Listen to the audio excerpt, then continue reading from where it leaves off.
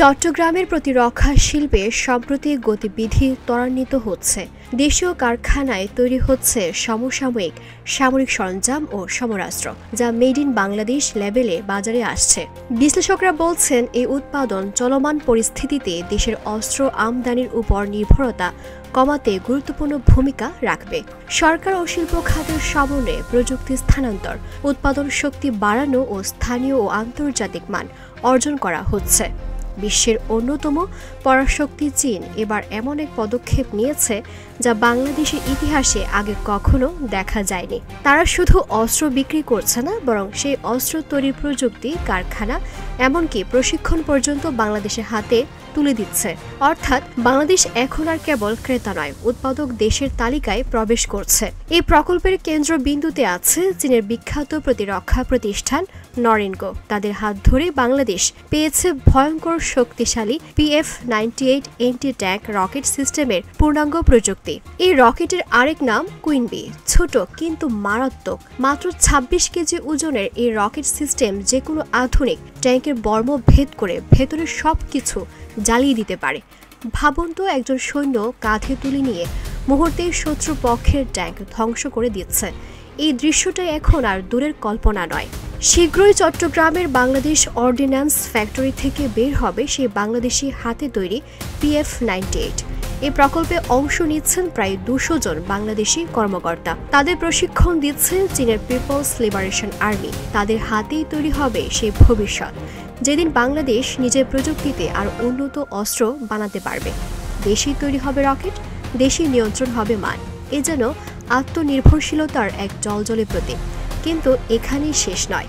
চীন বাংলাদেশকে কেবল ভূমি নিরাপত্তা বাড়াতে সাহায্য করছে না, তারা আকাশকেও করেছে বাংলাদেশের সুরক্ষিত দুর্গ।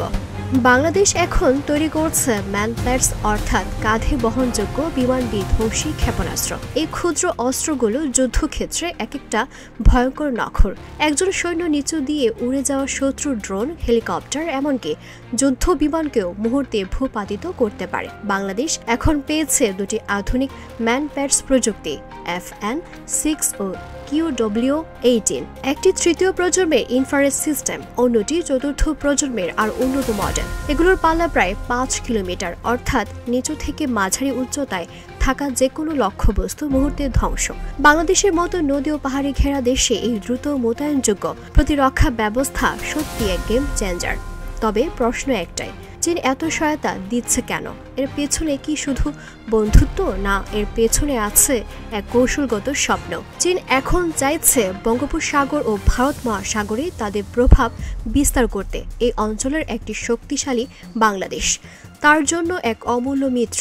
স্ট্রিং অফ পার্লস নামে পরিচিত নীতির আওতায় চীন একে একে এই অঞ্চলের দেশগুলোর সাথে ঘনিষ্ঠ সম্পর্ক তৈরি করছে। বাংলাদেশ সেই মুক্তার মালার একটি গুরুত্বপূর্ণ কণিকা। অন্যদিকে ভারতের মাথায় এখন গভীর চিন্তা, কারণ বাংলাদেশের মাটিতে চীনের প্রযুক্তিতে তৈরি ট্যাঙ্ক বিধ্বংসী রকেট ও বিমান বিধ্বংসী ক্ষেপণাস্ত্র ভারতের উত্তর পূর্বাঞ্চলীয় নিরাপত্তার নতুন সমীকরণ তৈরি করছে। ভারত দেখছে তার পাশে উঠোনে চীনের প্রভাব দ্রুত বাড়ছে, কিন্তু বাংলাদেশের জন্য এটি এক অন্যরকম সময়।